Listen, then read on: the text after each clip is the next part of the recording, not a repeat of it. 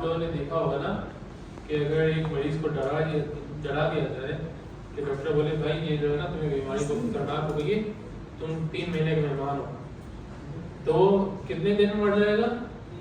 3 हफ्ते में।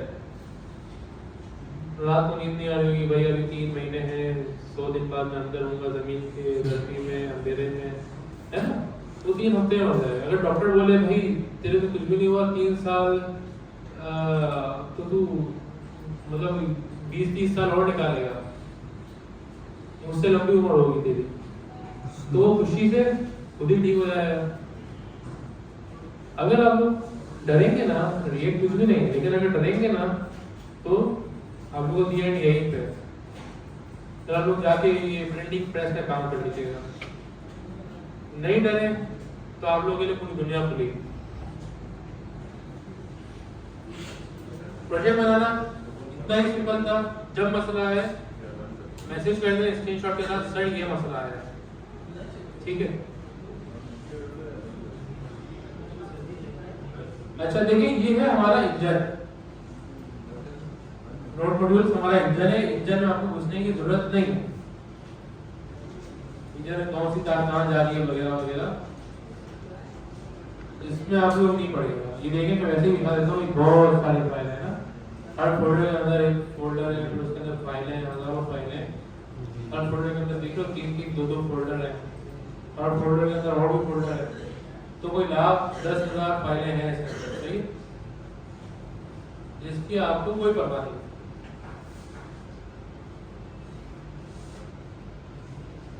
आपका काम कहां से शुरू होता है?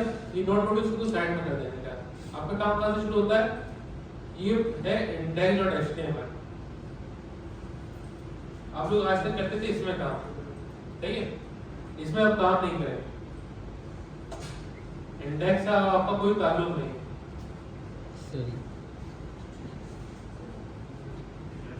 अब आपका काम है एसआरसी के अंदर, सोर्स फाइल के अंदर, इसके अंदर है मेन फाइल कौन सी होती है? हमेशा है ना किसी भी प्रोग्रामिंग लैंग्वेज में, मतलब ये रिएक्ट के किसी भी फ्रेमवर्क में या किसी भी चीज में जावास्क्रिप्ट के मेन फाइल होती है प्रोग्राम के अंदर इंडेक्स, index.txt js वगैरह कुछ भी इंडेक्स होनी चाहिए। तो हमारी मेन फाइल कौन सी हुई इसमें? इंडेक्स की फाइल नहीं है ना, सॉरी CSS की। अच्छा इंडेक्स की नहीं है तो इसका मतलब या तो मेन होगी या ऐप होगी। हम देख लेते हैं ऐप मेन नहीं है, मेन फाइल है मेन। अगर इंडेक्स नहीं है तो फिर मेन फाइल मेन में है, मेन की नहीं है तो app.js होगी। अभी हमने देखा मेन की फाइल में मेन की फाइल ही है। अब यहाँ पे कुछ कारीगरी में भी आपको नहीं पड़ेगा। यहाँ क्या हुआ है कि 2-3 फाइलें इंपोर्ट हुई है, वो आप नहीं करते थे document.getAnyWayID, बस इन्होंने कुछ किया हुआ है और आपकी मेन फाइल स्टार्ट हुई है ऐप, बस आपको ये मौजूद ही नहीं, ऐप है हमारी मेन फाइल। तो आपको ना मेन में जाना है ना इंडेक्स में जाना है, आपको स्टार्ट करना है app.js से, सही। मैंने आपको ये भी बता दिया कि कौन कौन सी मेन फाइलें होती है, लेकिन आपको उसमें नहीं जाना है, आपको सिर्फ जाना है मेन फाइल।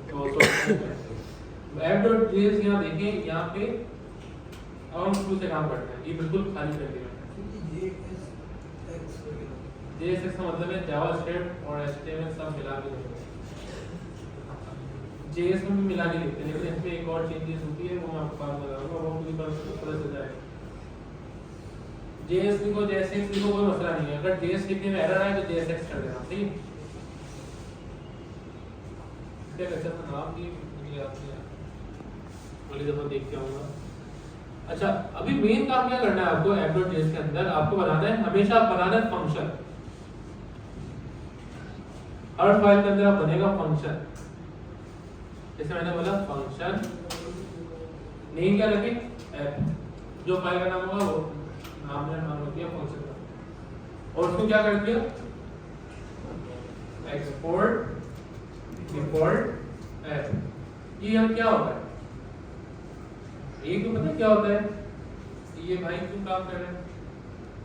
सुनो यहाँ पे रेट में पता है क्या होता है, ये जो है टोपी वाला, ये क्या करना है, आप लोग क्या करना, मोबाइल चला रहे हैं, तुम्हें काम आता नहीं है, पीछे क्यों देख रहे हो, सिर्फ इधर नजर डाल के रखो। हाँ अच्छा, रिएक्ट में क्या सीन होता है, आप है ना हर फाइल इंपोर्ट करते हो और हर फाइल एक्सपोर्ट करते हो। इसमें इंपोर्ट एक्सपोर्ट करना जरूरी है। जैसे अगर आपको बाहर मिलके गंदम चाहिए तो वहां से एक्सपोर्ट होगी तो आप इंपोर्ट करोगे, वरना कंटेनर खाली आ जाएगा। तो कोई भी फाइल आपको यूज करने ना तो वो वाली फाइल एक्सपोर्ट होगी तो आप वाली फाइल इंपोर्ट करोगे। ठीक है, समझ आ गई? तो मैं ऐप पे काम कर रहा हूँ, इसका मतलब मुझे ऐप एक्सपोर्ट करनी पड़ेगी। हम मेल में जाके देखते हैं मेल इंपोर्ट कर रही है, ये इंपोर्ट ऐप कहाँ से, फ्रॉम app.jsx फाइल से। इसका मतलब हमें इंपोर्ट एक्सपोर्ट भी करना पड़ेगा। एक्सपोर्ट मतलब होता है यहाँ से सामान भेजना बाहर, इंपोर्ट मतलब होता है बाहर से सामान मंगाना। अब करना है एक्सपोर्ट। अच्छा, फंक्शन जब हम जावा में पढ़े थे तो आपने एक चीज देखी होगी कि मैं रिटर्न करवाता था। रिटर्न का कॉन्सेप्ट, फंक्शन का कॉन्सेप्ट ना जावा में कभी क्लियर नहीं होता। क्लियर होगा यहाँ पे। अभी देखो मैं डायरेक्ट लिखूंगा ना तो यहाँ आएगा एरर। सही है, ये बिल्कुल खाली आ रही है फाइल। मैं अगर कंसोल खोलूं ना तो शायद ये एरर दिखाएगा भी, नहीं दिखा तो अब हमें क्या करना पड़ेगा, ब्लैंक लाइन जहाँ है ना समझ जाए कहीं क्रैश हो रही है। अब मुझे यहाँ क्या करना पड़ेगा, मुझे करना पड़ेगा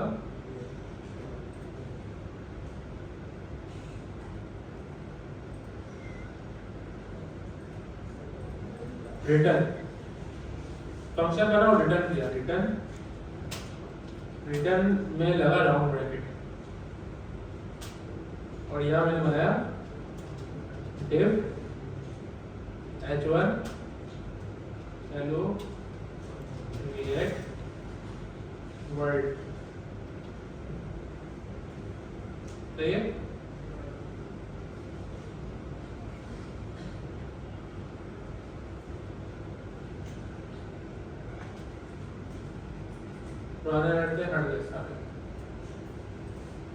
लिखा हुआ है hello react world. Yes sir.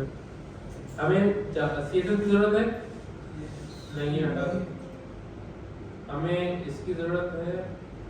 ये कहाँ यूज हो रही है, इंडेक्स सीएसएस से, इसको रहने देते हैं। मैंने ये करा, यहाँ तक क्लियर है? अब ये हमेशा आपको याद रखनी है, ऐसे ही फंक्शन बनेगा, ऐसे ही रिटर्न होगा, ऐसे ही एक्सपोर्ट होगा। ठीक है, ये एक दफा कर लेते हैं आप सब लोग। इसमें एक और चीज करवा देता हूँ, हेलो रिएक्ट वर्ल्ड। यहाँ तक तो सिंपल है ना कि आपने। अब मैं इसमें जावास्क्रिप्ट मिलवाता हूँ। मैं यहाँ लिखता हूँ h2 तस्वीर h1 दोबारा कर देता हूँ। h1 तस्वीर में क्या आता है, 0। अच्छा, क्योंकि ये सब मैं काम करता हूँ, मैं ना सीजन भी लगा देता हूँ। सीजन कैसे लगेगी, इंपोर्ट करेंगे। एचटीएमएल में हम लिंक कर देते हैं, इसमें इंपोर्ट कैसे, इंपोर्ट app.css। ये नाम मैंने कॉपी किया, वो इंडेक्स की फाइल है, हर फाइल में अलग सीएसएस फाइल है। अब यहाँ पे जाते हैं ऐप के अंदर। मैं यहाँ क्या बोलूँ, इसकी क्लास का नाम क्या दूँ? अच्छा, इसमें क्लास की क्लास नेम होता है, क्या क्लास दूँ, तस्वीर माइनस तस्वीर बॉक्स। और सीएसएस में क्या लिख दूँ, डॉट तस्वीर box background colour red. Check करते हैं चल रहा है नहीं चल रहा, क्या बोल रहा है, फाइल एग्जिस्ट है या नहीं है। तो हम क्या करते हैं, डॉट स्लैश। सही इंपोर्ट हो गई और यहाँ लग गई।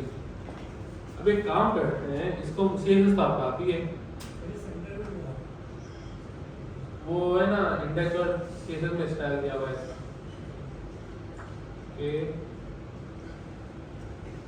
तो क्या वो विड्थ लगी हुई है, बॉडी को विड्थ लगी। कहाँ देखिए विद दी मिन विद दी है तो उसका नहीं, मैं ये बोलता हूँ विद 100%।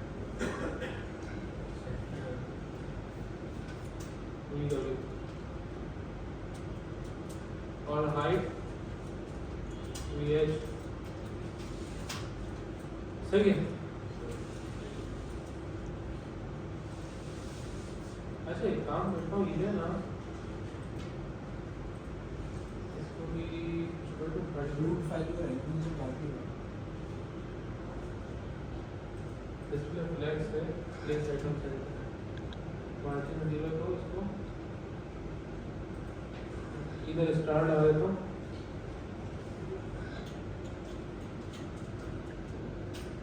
मार्जिन 0 पैडिंग 0 फिट हो गया। अब मैं यहाँ बोलता हूँ क्या कि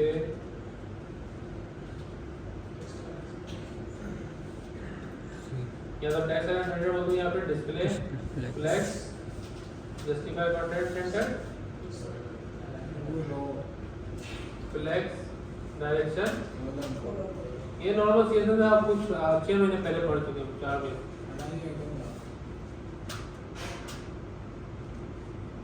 बेहतरीन। ये इसको जरा कर देते हैं छोटा।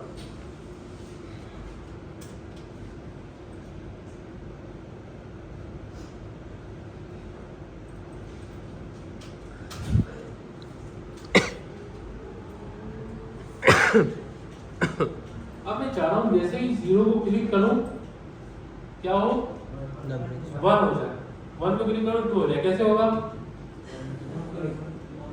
और क्लिक फिर आगे डॉक्यूमेंट डॉट गेट एलिमेंट का आईडी। अच्छा पहले हम इस पे लगा देते हैं ऑन क्लिक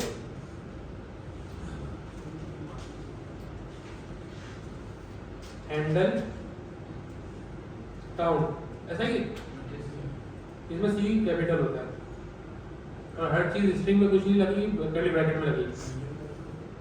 हैंडल काउंट है नहीं, वरना कॉल होता रहेगा, मैंने डूब चल जाएगी, कंप्यूटर आग लग जाएगी। Handle count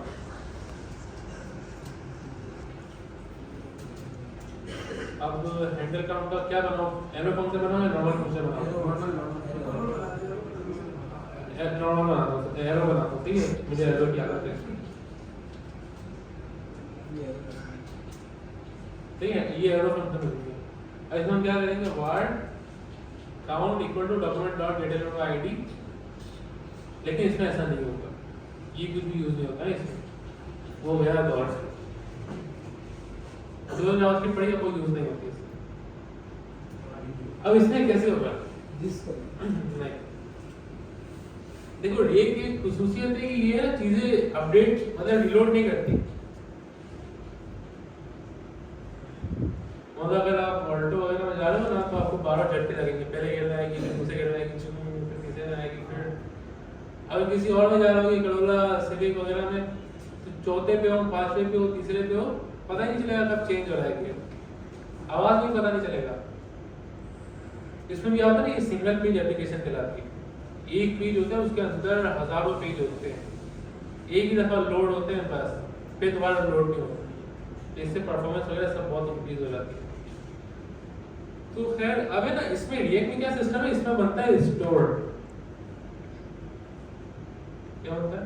store. जो सामान चाहिए स्टोर में रखो, जो सामान चाहिए स्टोर से ले। सही।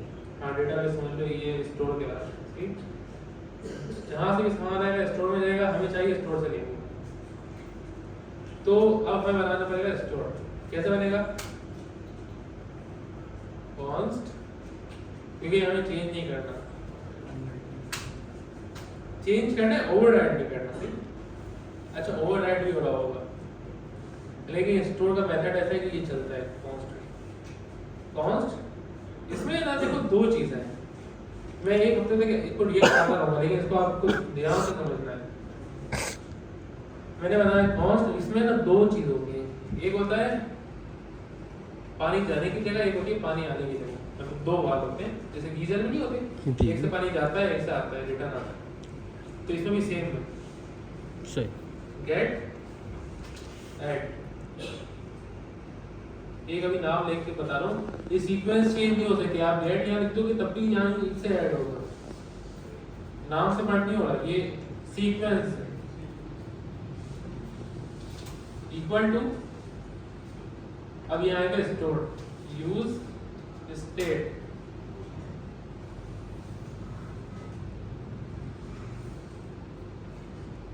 ये रिएक्ट का फंक्शन है, तो कुछ नहीं करना।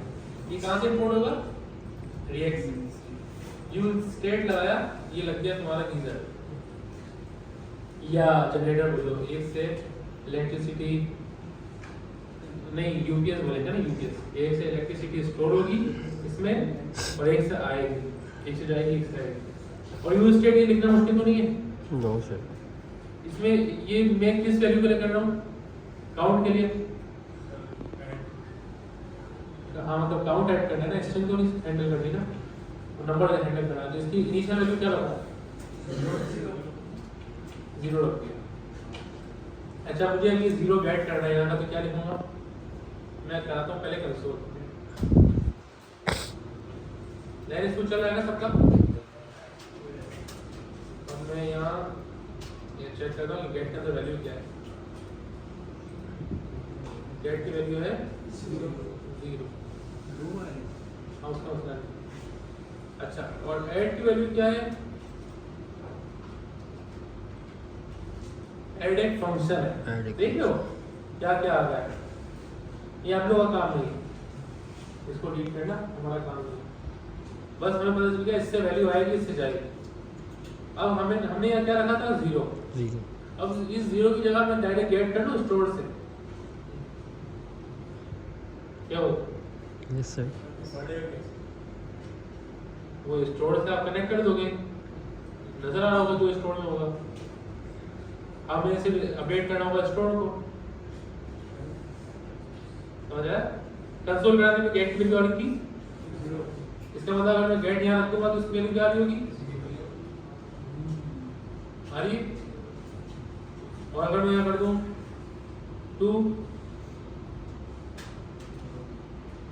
2 आ रही, 5 कर दो तो 5 आ रही है। इसका मतलब मुझे सिर्फ क्या अपडेट करनी है, स्टोर अपडेट करना है। यहाँ तक सब कुछ समझ आया? Yes sir. आपको ये याद रखना है, यूज स्टेट कुछ होता है रिएक्ट में, बस ये याद हो गया ना, तो आप यहाँ जाएंगे रिएक्ट यूज स्टेट एग्जाम्पल।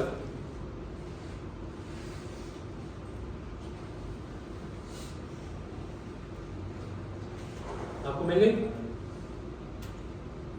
बस आप हमेशा एग्जाम्पल देते रहेंगे। अच्छा कंसोल में आपको रखता हूँ साथ। अब अपडेट कैसे होगा इसको, है ना, मैं एक काम करता हूँ, एरर आ रहा है ना, ये अच्छी बात नहीं है, ये मैं कर देता हूँ, एरर दिखे ही ना। हाँ तो मैं यहाँ बोल देता हूँ ठीक है। अब हैंडल काउंट कॉल होगा कब, जब मैं इस पर क्लिक करूंगा। इसको चेक करने के लिए मैं यहाँ क्या करता हूँ, एरर डाल देता हूँ वर्किंग। अब मैंने यहाँ क्लिक किया, कॉल हो गया, इसका मतलब ऑल गुड। अब मुझे यहाँ करना है अपडेट, कैसे होगा, पहले तो फंक्शन कॉल करना पड़ेगा। फंक्शन का नाम क्या है, हैंडल काउंट तो कॉल हुआ होगा। हैंडल काउंट के अंदर क्या करना है, ऐड एक फंक्शन है, कॉल कर दिया। अब इसके अंदर क्या पास करना, 5।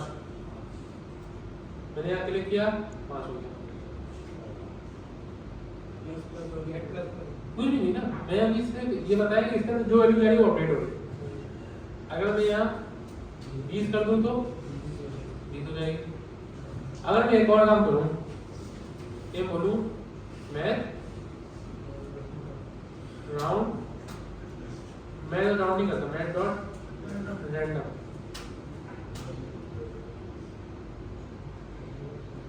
Multiply by 1000। इधर डॉलर का डेट आ गया। गवर्नमेंट ऐसे ही करती है। अब दोबारा क्लिक करूंगा तो ये पाउंड उसका डेटा ये कौन सा है? कोई भी दिनार। अभी आ गया पाउंड है, यूरो है, पाउंड है। ये आ गया 600 वाला $2 के, 2 यूरो के। ये समझ आ रहा है आपको? अब मैं क्या करता हूँ, आपसे रिलोड करते हैं अपनी असल हालत में आ गया। यहाँ मैं रख देता हूँ वैल्यू 0। अब मुझे चलना है सीक्वेंस वाइज, है ना? तो मैं क्या बोलूँगा, गेट की वैल्यू मंगाओ। गेट की वैल्यू क्या होगी? 0। हर दफा यहाँ 0 ही अपडेट होता जा रहा है, तो ये 0 है, 0 ही अपडेट हो रहा है। यहाँ पे मुझे क्या बोलना पड़ेगा? +1 1 2 3 4 5। आसान हो गया। अब इसमें सोचो कितनी मेहनत लगती है, डॉक्यूमेंट गेट एलिमेंट करो, फिर उसका इंटर एचटीएमएल करो, फिर वो है ना रिफ्लेक्ट भी नहीं करता हर जगह रियल टाइम, ये हर जगह रियल टाइम चलेगा। तो इसके हजारों फायदे हैं। जावास्क्रिप्ट से कोई मुकाबला नहीं है ये जावास्क्रिप्ट ही, लेकिन इसका ऑटोमेटिक वर्जन है ये जावास्क्रिप्ट का। यूज स्टेट का मतलब समझो स्टोर है बस। यूज स्टेट में आपकी एक स्टेट बनी हुई है जो कंट्रोल करती है हर वैल्यू को। हर वैल्यू की अलग अलग स्टेट होगी। आपका नाम है उसकी अलग स्टेट होगी, आपका ईमेल है उसकी अलग स्टेट होगी, आपका फोन नंबर उसके अलग, आपके कितने लाइक्स हैं उसकी अलग स्टेट होगी। अपने जो जावास्क्रिप्ट में इतना कुछ पढ़ा वो जावा यूज के फाउंडेशन बना एक हिस्सा था जो निकल गया, ठीक है ना? जैसे हमने पैरामीटर में डेटा टैग दिया हुआ है सर, तो एक का फंक्शन पहले रख सकते हैं सर पहले। अगर मैं यहाँ पे गेट इधर रख दूं, ऐड इधर रख दूं, तब भी काम वही होगा। वो काम कैसे होगा? मतलब अगर मैं यहाँ रख दूं सेट काउंट, ये अच्छा नाम है ना, सेट काउंट, और ये नाम है काउंट। अब यहाँ मुझे बोलना पड़ेगा सेट काउंट, क्योंकि ये अपडेट करने के लिए वैल्यू इस्तेमाल हो गया। और यहाँ बोलना पड़ेगा काउंट, और इधर भी बोलना पड़ेगा काउंट। अगर आपने जगह चेंज करी दोनों की तो मसला हो जाएगा। यहाँ जो भी वैल्यू होगी ना पहली, उससे सिर्फ रीड होगा। इनिशियल वैल्यू सर अरे नहीं, अरे में तो सीक्वेंस मैटर करता है। सीक्वेंस मैटर करता है, ठीक है? एरे में सीक्वेंस मैटर करता है। तो यहाँ कुछ भी नाम रखो, अपडेट रखो, कुछ भी रखो, यहाँ से वैल्यू ही आएगी बस, और यहाँ से वैल्यू अपडेट ही होगी बस। मतलब ये सर इस सेकंड वाला फंक्शन ही होगा हमेशा। हाँ, दूसरा वाला फंक्शन है और पहला वाला वैल्यू है। अब सब मुझे काउंट बना के दिखाएं, ऐसे ही चलता हुआ, और बहुत आसान है। सर एक बिल्डिंग बना हुआ भी है। हाँ, बना हुआ आया है, उसके अंदर का कोड उड़ा दें और दोबारा से बनाएं ताकि आपको क्लियर हो जाए। मैं इसकी में सब एक नजर देखो, कोई चीज ऐसी है जो समझ ना आ रही हो, ये एक्टिव है हटा दो। Line number 5।